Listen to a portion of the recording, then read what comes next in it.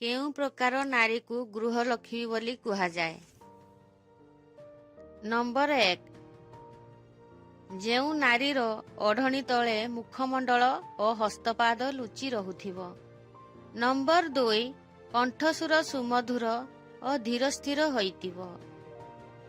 Number 3, ଯେଉଁ ନାରୀ କଳିହୁଡ଼ି ହୋଇନଥିବେ, ନିଜର ଅସନ୍ତୋଷ ଭାବନା ଅନ୍ୟ ଆଗରେ ପ୍ରକଟ କରୁନଥିବେ।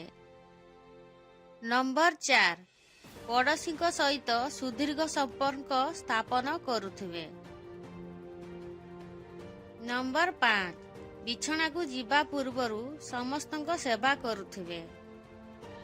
ନମ୍ବର 6, ଘରେ ଥିବା ଠାକୁର, ଗୋମାତା, ଶିଶୁ ଓ ବୃଦ୍ଧ ବୃଦ୍ଧାମାନଙ୍କ କଥା ଆଗ ବୁଝୁଥିବେ।